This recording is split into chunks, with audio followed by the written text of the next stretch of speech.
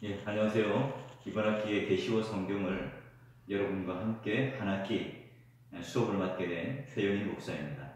저는 서울교회를 섬기고 있고요. 제가 이 대구에 온 지는 한 5년이 되었습니다. 제 소개를 간단히 하자면, 제 전공 과목은 설교학입니다. 실천신학 쪽에 있어서의 설교학이고요. 설교학을 전공을 했고, 또 더불어 이제 목회 현장 속에서는 이 개혁교회가 가지는 가장 중요한 정체성의 뿌리인 신앙 고백을 또는 요리문답을 교회 목회 가운데에 개혁주의 전통, 장로의 전통, 또 청교도 중심의 우리 믿음의 선배들을 이어받아서 목양을 하고 있습니다. 더불어 여러분과 함께 이번 학기에 이제 신학 서론이라고 할 수 있는 바로 이제 계시와 성경에 관련되어서 함께 공부를 하고 함께 연구를 할 수 있게 되어서 정말로 감사합니다. 혹시나 여러분 중에는 성경이라고 하는 이 부분 또는 계시라는 이 부분에 대해서 굉장히 부담스러워하고 또 딱딱해하는 분들이 있습니다. 말하자면 이 계시와 성경이라고 하는 것은 모든 신학함에 있어서의 기초라고 할 수 있어요. 그래서 만약에 우리가 이 계시와 성경에 관련된 관점을 놓치게 된다면 신학의 방향이 완전히 다르게 가버리게 됩니다. 우선 여러분, 계시라고 하는 부분에 있어서 여러분 아마 한 번쯤은 다 들어보셨을 거예요. 이 계시에는 일반 계시가 있을 것이고 특별 계시라는 말을 들어보셨을 거예요. 자, 그리고 성경이라고 하는 것은 왜 중요하냐? 우리 모두 기독교인 또는 개신교인이라고 하면 성경을 믿는 거 아닙니까? 목사님 할 수 있어요. 그런데 이제 이 중요한 게 뭐냐면 성경을 어떻게 보느냐에 따라서 우리의 신학함이 달라지고 또한 우리 신앙의 정체성이 완전히 달라지는 거예요. 자, 보세요. 우리는 성경을 어떻게 믿죠? 정확무오한 하나님의 말씀이다. 이렇게 우리는 배웁니다. 근데 여러분, 신정통주의라든지 또는 성경을 믿지 않는 자유주의 계열의 학자들은요, 성경을 뭐로 보죠? 성경도 하나님 말씀일 수 있다. 또는 성경은 하나님 말씀이 아니다. 자, 이게 우리가 믿는 개혁주의 신학이고요. 이게 바로 이제 신정통주의라고 할 수 있어요. 그리고 이게 자유주의. 자, 여러분은 대신대학교를 다니고 또한 우리 교단에서 신학을 한다는 것은 바로 이와 같이 하나님을 말씀을 정확무오한 하나님 말씀으로 받아들이며 고백하는 사람들입니다. 그러니 오늘 우리가 이 성경이라고 하는 것을 어떻게 볼 것인가에 따라서 완전히 우리의 신학적 정체성이 완전히 달라져요. 자, 이런 사람들은 성경을 하나님 말씀으로 보지 않기 때문에 성경을 제일 우위에 두지 않겠죠. 게다가 중세시대에는 어땠어요? 성경을 교회나 교황이 인정을 해요. 성경이 보다 교회나 교황이 더 우위에 있으니까 성경의 말씀보다 교황의 말 또는 교회의 전통이 더 중요시 되므로 말미암아 이 교회가 완전히 어두움 안으로 쏙 들어가 버립니다. 말도 안 되는 면죄부 교리라든지 또는 십자군 전쟁이라든지 또 수많은 잘못된 교리들이 사람들을 힘들게 했고요. 또한 잘못된 사제주의를 통해서 완전히 성경과 그에 관련된 교회에 관련된 모든 것들이 다 왜곡되고 뒤틀려져 버렸죠. 자, 그렇다면 이제 하나님께서는 이런 우리에게 알려주시는데 계시로 알려주시죠. 이 계시라는 말은 하나님께서 커튼을 열어서 젖혀서 우리들에게 보여주신다 하는 의미가 있어요. 자, 계시라고 하는 것, 오늘 우리가 이성이나 경험이나 과학이나 학문 등으로 이 계시의 말씀을 깨달을 수 있나요? 네, 그렇지 못하죠. 그래서 우리가 이 계시와 성경이라고 하는 이 부분은요, 원래 예전에는 신학 서론이라고 하는 과목이었습니다. 자, 그래서 우리가 신학의 첫걸음을 들어갈 때에 이 성경과 이 계시를 어떻게 볼 것인가에 대한 이 정확한 이해와 정의를 해놓고 들어가야만이 이 이후에 우리가 이제 배우는 성경신학 또는 조직신학, 교리신학이라고 하기도 하죠. 여러 가지 이제 신학과 학문을 함에 있어서의 이 바른 정체성과 또 바른 주소로 찾아갈 수 있어요. 자, 그러면 오늘날 이 신학함에 있어서의 이 중요한 그 서론 부분에 있어서 여러분 우리가 신학의 방법론적인 것에 대해서 이제 보게 될 텐데요. 자, 이 방법론, 말하자면 일반 계시라고 하는 것들이 바로 우리가 하나님께서 말씀으로 창조하셨고 또 이 말씀으로 창조하신 이 자연 계시를 통해서 알 수 있는 것들이죠. 이게 OFC입니다. 이게 우리의 구원에 있어서 절대적인 조건이나 가르쳐 주지 않죠. 우리는 우리에게 가장 중요한 구원의 수단이 되는, 구원의 조건이 되는 것이 뭡니까? 특별계시. 그게 바로 성경이라고 하는 말씀입니다. 자, 그러기에 성경이라고 하는 것은 곧 특별계시라고 하는 것은 오늘 우리가 구원을 이루는 또는 믿음을 일으키게 하는 가장 중요한 근원적인 수단이 되는 거고요. 또 구원의 출발점을 알게 되는, 하나님을 통해서 말씀을 듣는 그 은혜들을 우리가 체험할 수 있지만, 구원받은 이후에도 우리가 어떻게 하나님 자녀답게 살아갈 것인가에 대한 이 중요한 지침이 되는 게 바로 성경이 되겠죠. 자, 그러면 우리가 이런 성경을 공부하고 이해하는 학문적 방법, 자, 이건 뭘 말할까? 우리가 말하자면 이제 기교적이거나 기계적인 기술적인 방법을 말하는 게 아니에요. 우리는 지금 다루고 싶은 게 원리,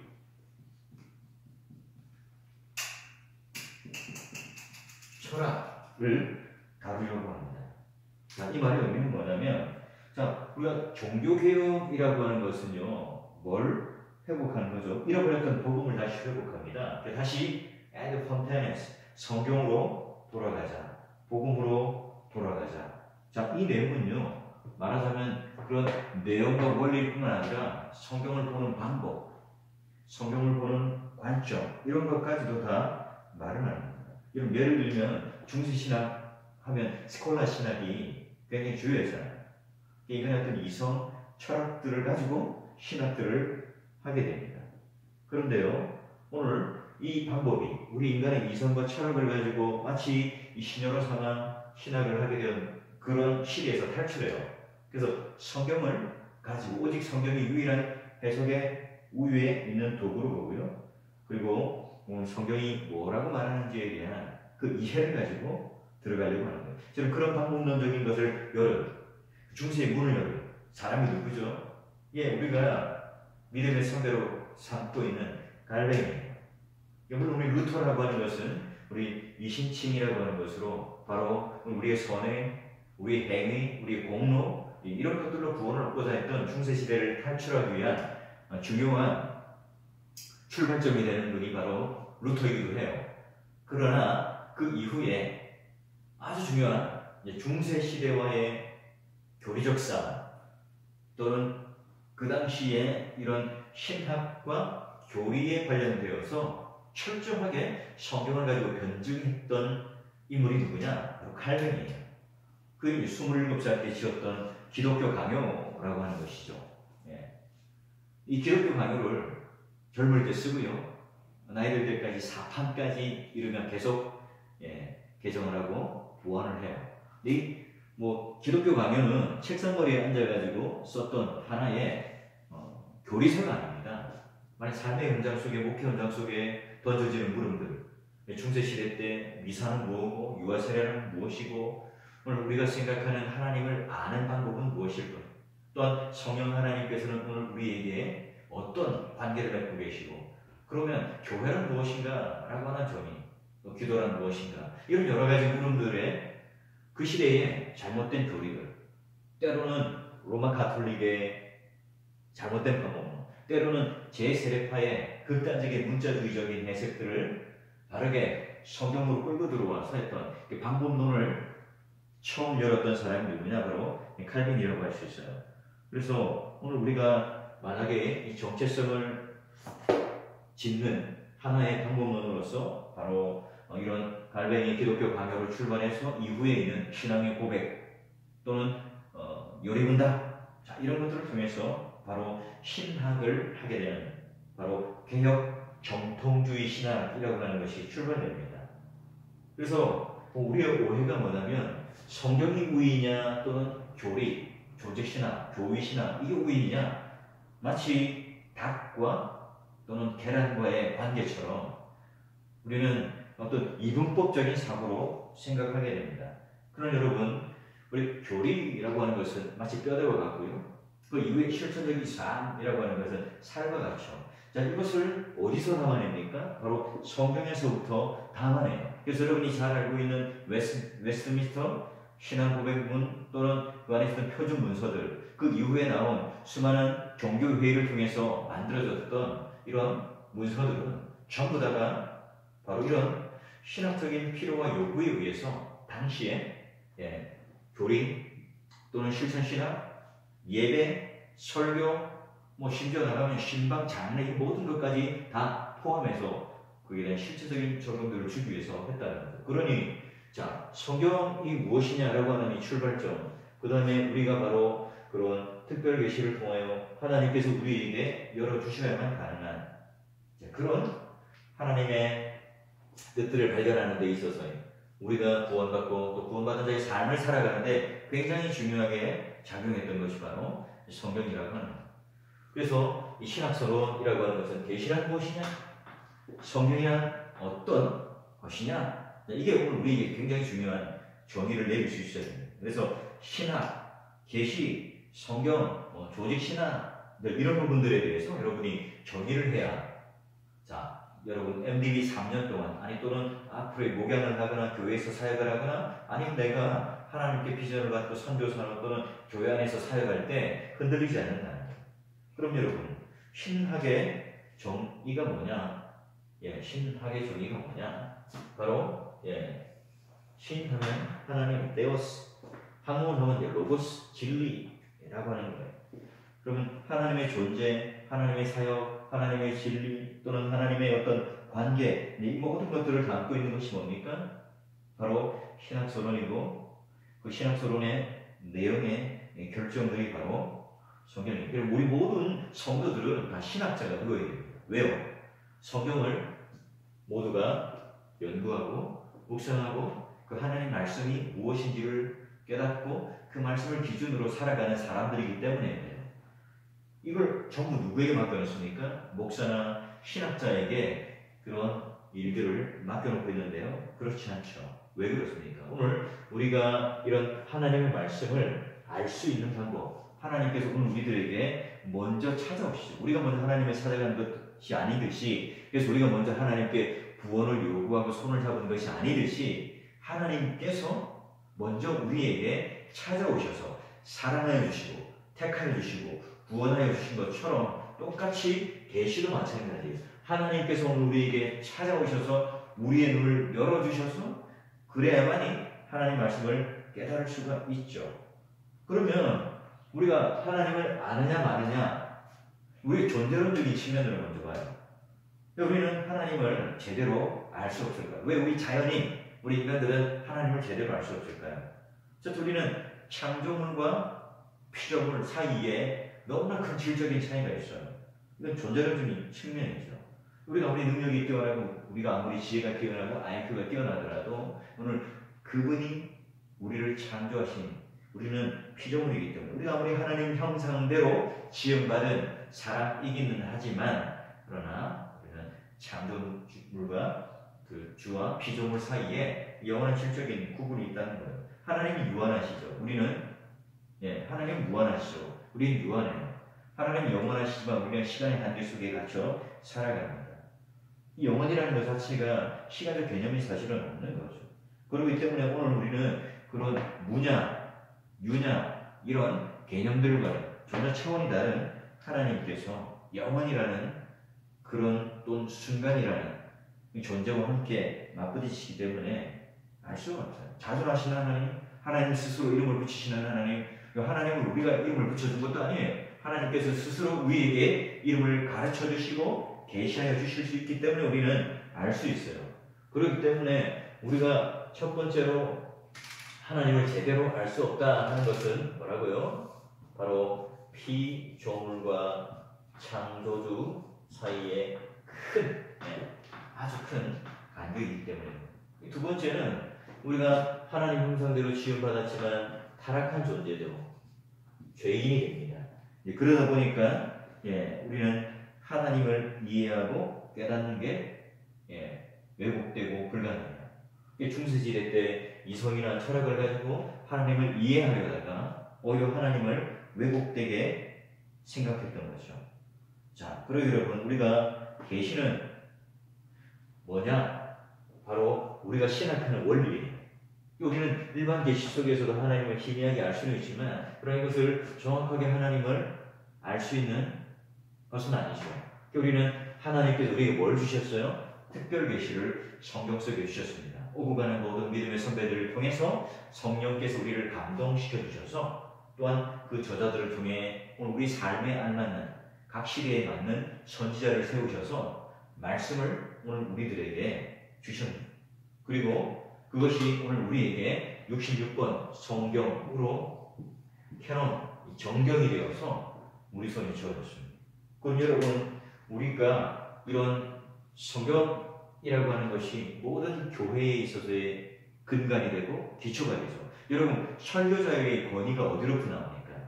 설교자가 말을 잘하고 또는 설교자가 아주 인격적이고 또 설교자가 모든 사람들로부터 인기를 얻는 그런 사람이기 때문에 그런 설교의 권위가 생기는 건가요?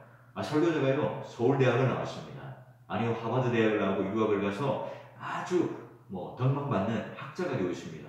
이제 그런 뒷배경 때문에, 백그라운드 때문에 설교자가 그 말씀을 전하는 권위가 있는 겁니까? 아니, 얼굴이 잘생기고, 찬양을 잘 부르고, 또는 여러 가지 기교가 뛰어나고, 인사를 잘하고, 도덕적인 또는 선행을 잘하는 윤리적인 면에 탁월한 사람이기 때문에 설교를 하는 설교자의 권위가 나오는 겁니까? 여러분, 교회가 교회다운 이유가 뭐죠?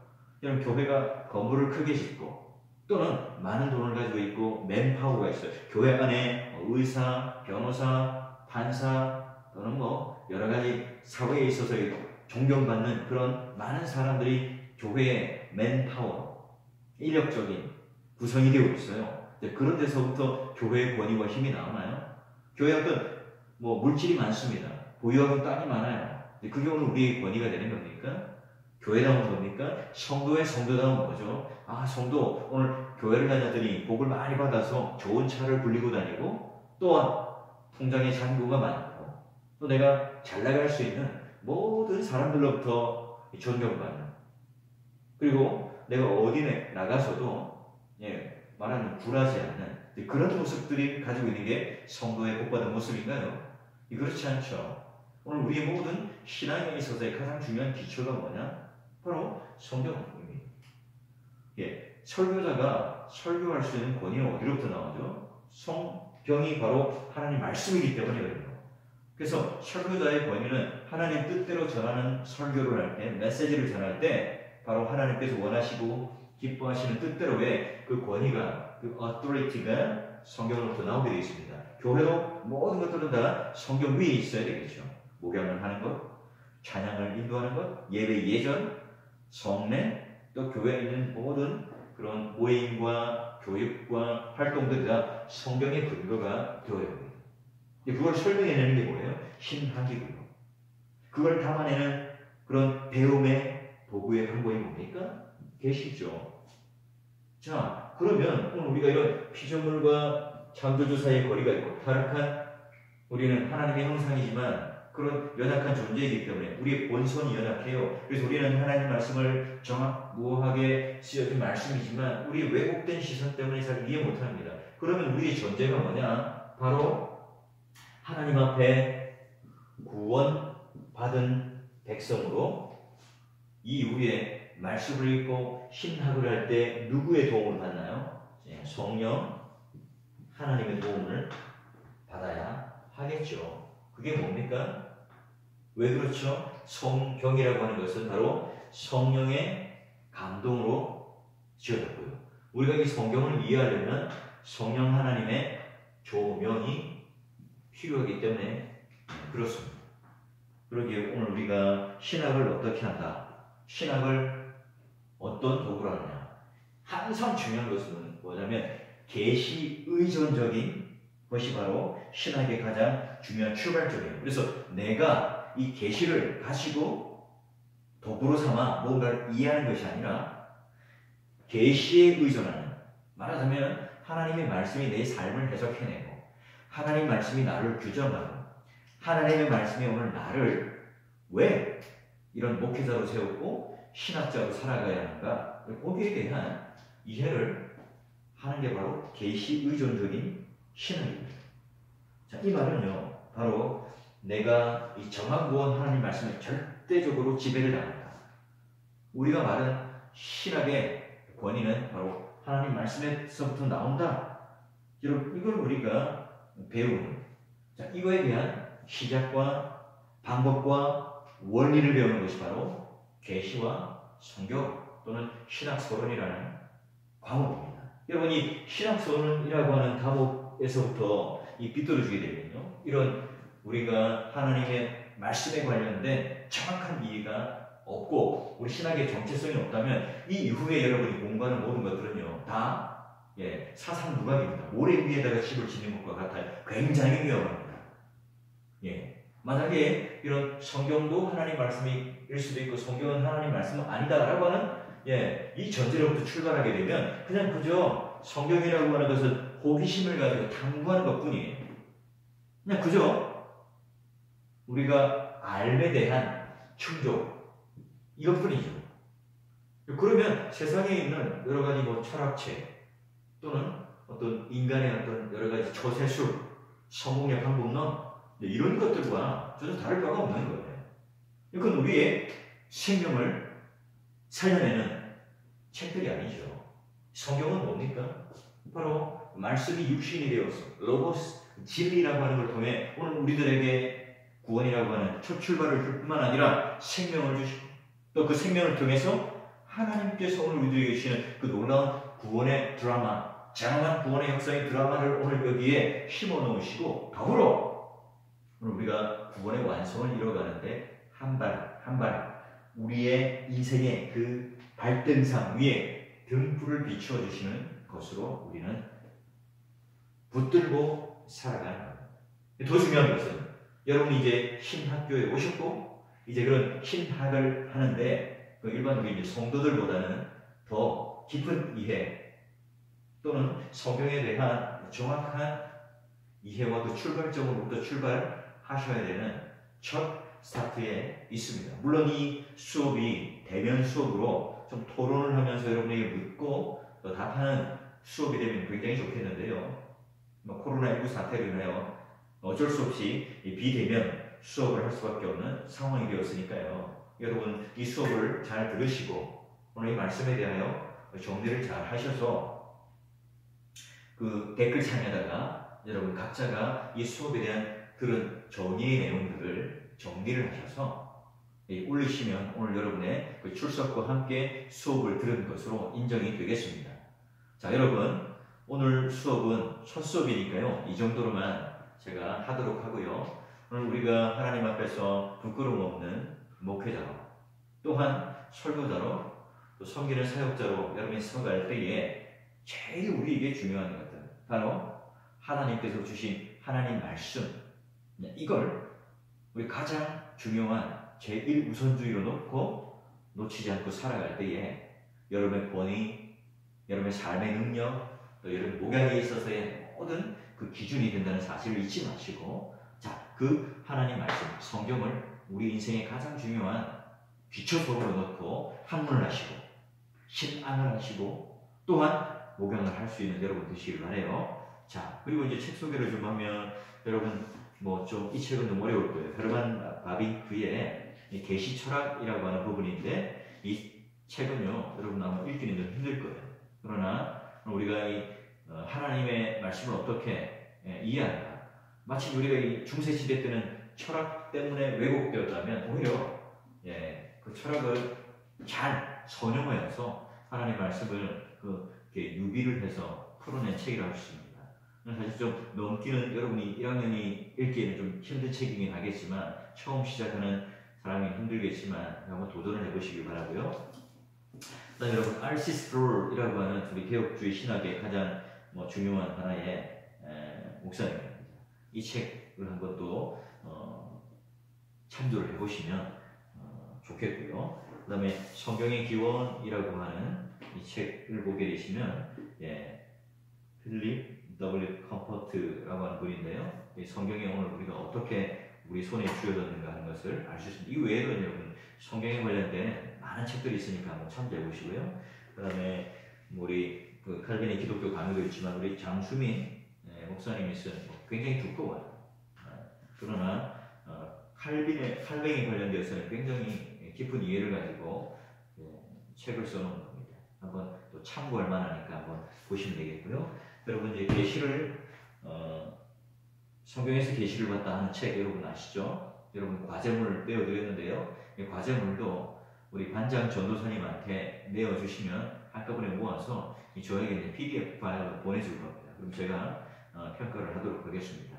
자, 오늘 여기까지 책 소개를 마치도록 하고요. 이 이후에 여러분 보니까 제가 이제 이 강연을 좀 자유롭게 하면서 수업을 했더니 또 힘들어하는 분이 있더라고요. 아무래도 여러분 올해 이제 1학년 분들이 좀 많이 또 신청을 하셨고 또 신학을 공부하는데 어려움이 있는 분들이 있기 때문에 가급적이면 좀 쉽게 가기 위해서 이번 학기에는 이 책을 기준으로 좀 요약을 하고 이 요약한 것에 대해서 확장을 하면서 나중에 여러분 강의나 설교를 할 수 있는 적용까지 갈 수 있도록 하도록 하겠습니다. 여러분 우리가 이제 만나서 다시 한번 정확하게 수업의 진행 방향과 여러분 과제를 한번 논하도록 할 테니까요. 그때까지 여러분 건강하게 잘 지내시고 교회 안에서도 사역을 잘 하시고 또 잘 섬겨주시고 또 다음에 만날 때까지 여러분 함께 또 기대하면서 이 수업에 대한 또 서로에게 도전을 줄 수 있기를 바라요. 다음 주에 아마도 이런 강의 수업을 할 텐데요. 그때 열심히 우리 또 수업을 할 수 있도록 마음의 준비를 하시고요. 또 한 주간 여러분 평안하시고 건강하세요. 자, 안녕.